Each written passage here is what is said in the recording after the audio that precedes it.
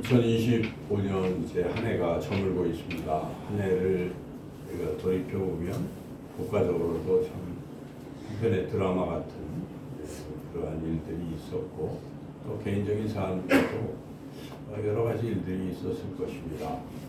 특별히 이제 한 해를 마무리하는 이때에도 혹시나 어떤 일 때문에 어깨가 짓눌리고 또 마음이 무거워지지는 않는가. 혹시 그런 일이 있다면 우리는 하나님을 믿는 그리스도인으로서 후회와 좌절 속에 지내는 것이 아니라 우리를 사랑하시고 우리를 인도하시고 우리를 선한 길로 이끄시는 우리 하나님을 바라보고 이제 잘 마무리하고 새로운 2020년 한 해를 출발하시길 간절히 소망합니다. 오늘 하나님께서 이 주신 말씀은 이 시편의 거의 마지막 부분인데 어찌 보면 마지막 부분이라는 점에서 우리가 이 한 해를 돌이켜 볼 수 있는 그런 말씀으로 생각이 듭니다. 그래서 이 한편의 어떤 큰 서사시 같은 또는 찬양곡 같은 이제 그런 말씀이에요. 그래서 마치 이 해질녘에 지휘자가 서가지고 온 우주 만물을 향해서 이 지휘봉을 이렇게 하면서 하나님 앞에 모두가 다 찬양을 드리는 그런 모습이에요. 아주 장관이죠. 그래서 음악 중에도 그런 음악이 있습니다. 하이든의 천지창조라는 그 오라토리오이긴 한데 교향곡은 아니지만 그 음악은 이 천지창조의 7위를 이렇게 묘사해서 하는 그런 것처럼 이렇게 하나님이 만드신 모든 이 자연의 세계들이 다 이렇게 드러나고 그들이 하나님을 찬양하는 그런 모습이죠. 그래서 지휘자가 지휘봉을 들고 하늘을 탁 가리키니까 하늘에 있는 모든 마음들이 막 일제히 하나님께 찬양하는 모습이에요. 그리고 또 다시 아래로 내리니까 이제 땅에 있는 것들이 또 찬양해요.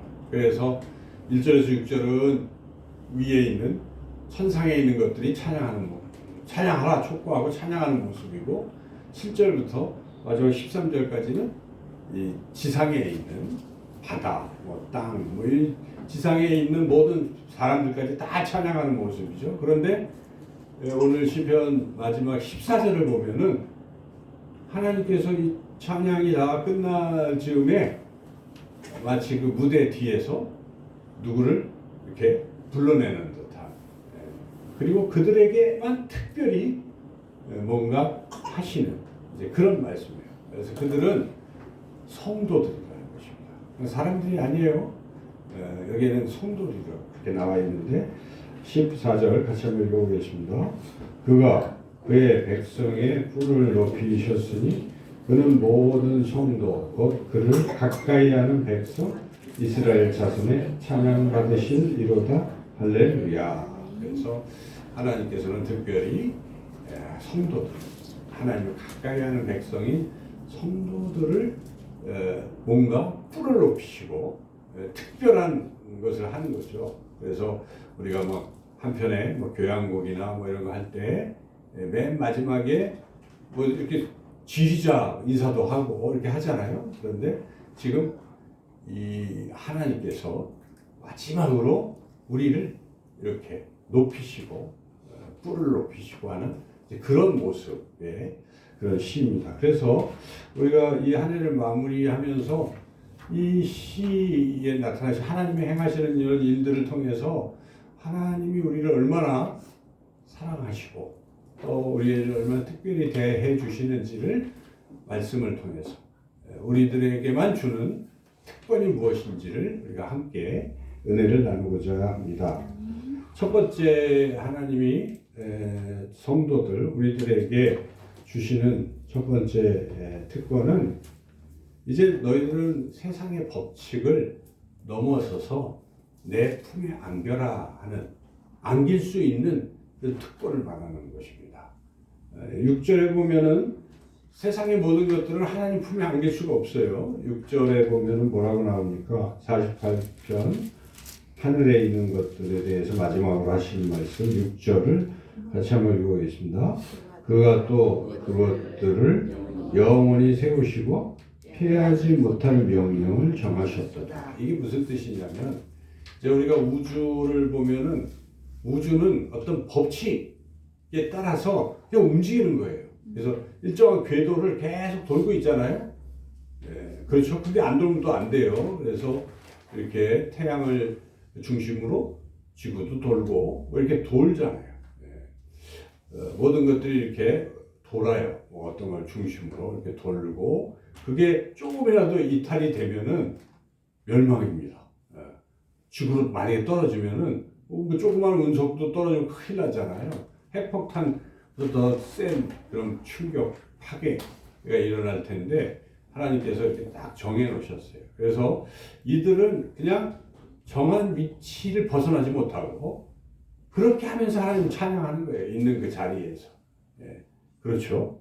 그런데 그 자리에서 벗어나지 못하는데 마지막 아까 읽었던 14절에 하나님의 백성들은 하나님께서 특별히 대우를 하시고 그들은 그런 법칙을 넘어설 수 있고 항상 하나님 품으로 달려올 수 있도록 그렇게 하셨다 하는 것입니다. 이 14절의 말씀을 보면 그렇다는 것입니다. 우리는 어찌 보면 법칙처럼 그냥 다람쥐 쳇바퀴 돌듯이 한 해를 그렇게 보낼 수도 있어요.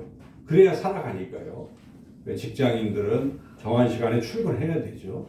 출근 몇 번 안 하면 그냥 아웃이잖아요. 다른 건 몰라도 정한 시간에 출근을 안 하면은 해고 사유가 될 수가 있어요. 그런 것들은 근무 태만으로. 그래서 직장인들은 직장에 매여서 어떤 일이 그 전날 무슨 일을 했건 딱 출근합니다. 무조건 출근해요. 그래서 거기서 주어진 일들을 하고 똑같이 이렇게 돌아가는 그런 삶을 우리가 쭉 살아왔을지 모릅니다. 그렇게 우리가 살아오다가 문득 참 너무 힘들고 지치고 그럴 수 있습니다. 그렇지만 오늘 이 말씀 속에서 하나님께서는 우리에게 그러한 틀을 벗어나서 하나님 품으로 안길 수 있는 그런 특권을 주셨다 하는 것입니다. 그래서 우리가 마치 링컨 대통령이 이제 대통령으로서 이제 그 백악관에서 직무를 할 때 그 링컨 대통령이 남북 전쟁이 한참 일대 대통령이니까 그럴 때 막 군인들이 와서 보고를 해야 되잖아요. 뭐 전화하고 이런 것이 아니니까 와서 이제 대기해서 쭉 줄을 서서 순서대로 막 기다려서 보고를 하는 그런 것 같이 우리는 어떤 틀 속에 살고 있다가 그런데 링컨의 대통령의 아들이 아빠하고 떼올 수가 있잖아요. 물론 경호원들이 막으려고 하더라도 아들이니까. 그래서 링컨의 아들이 집무실문을 열고 아빠 할 때 링컨이 야 자식 바쁘니까 가라 하지 않고 아마 그 성정에 자기 아들을 꼭 안아줬을 것입니다. 무릎에 앉히고 집문을 계속 했을 것입니다.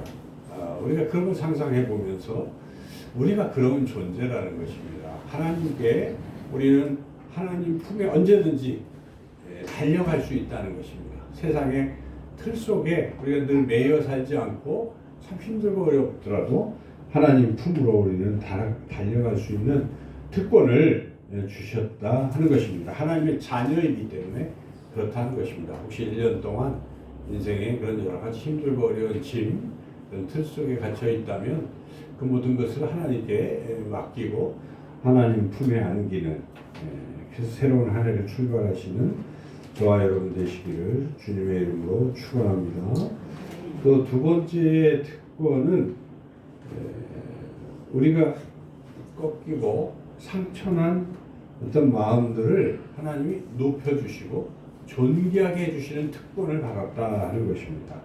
14절에서 하나님이 특별히 우주 만물에 자기 자리에서 그냥 질서를 지키면서 찬양하도록 했지만 하나님은 드디어 움직이시는데 그들에게 간 게 아니라 하나님께서는 하나님을 가까이 하는 백성, 성도들에게 다가가셔서 그들에게 뭔가 행동을 하시는 거죠. 그게 오늘 48편에 14절 상반절에 나오는데 한번 뭘 하시는지 한번 읽어보겠습니다. 그가 그의 백성의 뿔을 높이셨으니, 우리가 쭉 읽어보면 그냥 찬양하는 모습이잖아요. 그죠? 천상에 있는 것들이 그냥 제자리에서 하는 찬양, 궤도를 잘 돌면서 찬양하고, 지상에 있는 것들도 하나님 찬양하는데, 하나님 그것을 보고 가서 막 잘했다고 이런 것이 아니라 그냥 그건 받으시는 거예요, 당연히. 그런데 하나님이 움직이셔서 행하신 일은 하나님을 가까이 하는 백성 성도들에게는 다가가셔서 그들의 뭘 높여주셨어요? 뿔을 높여주셨다라고 이렇게 분명히 말씀하고 있는 것입니다. 여기서 말하는 뿔은 그 사람의 어떤 능력, 또 그 사람의 자존심, 자존감, 이런 것을 상징적으로 가리키는 것입니다. 그래서 우리가 1년 동안 어느덧 우리 뿔이 상처를 받았거나 또는 많이 어떻게 됐다면, 깎여 있다면 우리가 참 힘들잖아요. 세상은 그냥 그렇게 뿔이 깎이고 꺾이면 끝나는 거예요.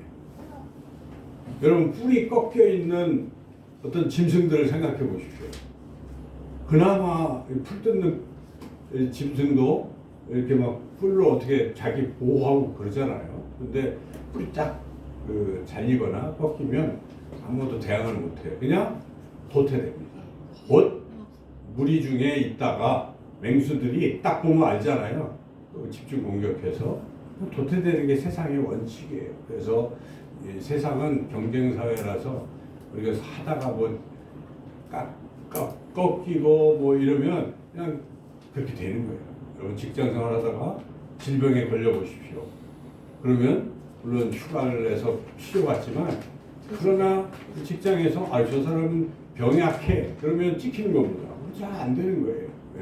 또 뭐 이런저런 자존감 뭐 이런 게 꺾이면 참 헤어나기가 힘든 것이 세상이에요. 세상은 그렇게 약육강식이고 적자생존이고 이제 그런 원리 속에 살아가고 있지만, 하나님은 그렇게 안 하시는 것입니다. 하나님의 백성의 꺾여 있는 뿔, 상처난 뿔을 하나님께서 높여주신다. 여러분, 이 말씀을 마음에 담으시기를 바랍니다. 그가 그의 백성의 뿔을 높이셨으니, 우리 믿으시기 바랍니다. 그래서 우리가 한 해를 이제 마무리하고 새로운 한 해를 이제 우리가 출발할 때 이 말씀 마음에 담고, 하나님, 저의 상처난 뿔이, 상처난 자존감이 또 이런 것들이 이렇습니다 하고 하나님 앞에 내려놓고 여러분 기도하시면 신기하게도 하나님 만지십니다. 치료하시고 자존감을 회복시켜 주시고 새 힘을 주시는 것입니다. 그래서 우리가 하나님 믿는 거예요. 그래서 이 한 해를 마무리하면서 그동안 깎여 있고, 또 어떤 분은 가정에서 가장의 뿔이 꺾여 있을 수도 있어요. 직장에서 직장의 뿔이 여러 가지. 그러나 그 모든 것들을 우리 하나님은 회복시켜 주신다고 약속하시는 것입니다. 14절 말씀에 그가 그의 백성의 뿔을 높이셨으니, 그래서 우리가 이 말씀 믿고 하나님 앞에 나가셔서 회복되시기를 주님의 이름으로 축원합니다. 마지막 세 번째로 하나님께서 우리에게 주시는 특권은 우리를 주인공으로 하나님은 생각하고 있다. 주인공으로 세워주시는 특권이다 하는 것인데요. 오늘 이 본문에 이 흐름을 읽어보시면 그 14절에 그가 그의 백성의 뿔을 높이셨으니 그는 모든 성도 곧 그를 가까이 하는 백성 이스라엘 자손의 찬양받으신 이로다. 이 말씀을 통해서 하나님께서 무대에 우리를 주인공으로 등장시키신 것입니다. 아까 말씀드린 대로 막 찬양을 하는 교향곡 속에서 막 위, 아래 다 했는데 끝날 때 하나님의 관심이 성도들을 보시고 일로 와라 하고, 네가 주인공이야 하고 무대 위로 올리신다는 것입니다. 그래서 우리가 어찌 보면 세상적인 관점으로 보면은 우리는 세상에서 하찮은 존재처럼 생각도 되잖아요. 때로는 아마 이 다람쥐 쳇바퀴 돌듯이 막 하는 이 세상 속에 거대한 톱니바퀴 속에 난 톱니 하나에 불과하다라고 우리가 때로는 느끼고, 이 어떤 시스템 속에서 나는 참 왜소하고 부족하다고 느끼지만 하나님은 그렇게 보시지 아니하신다는 것입니다. 하나님은 우리를 주인공으로 보시는 것입니다. 그래서 모든 것 위에 우리를 무대의 주인공으로 하나님께서 우리를 세우신다 하는 그런 믿음과 확신을 가지고 살아가시기 바랍니다. 마치 여러분 그 영화 같은 거 만들 때 보면은 무대 만들 때 돈이 많이 들잖아요. 뭐 여러 가지 상황들을 이제 하기 위해서. 그런데 그렇게 수천억이 들어도 거기에 주인공이 빠지면 촬영을 못해요. 주인공이 빠지면. 그렇습니다. 그래서 아무 소용이 없는 것입니다.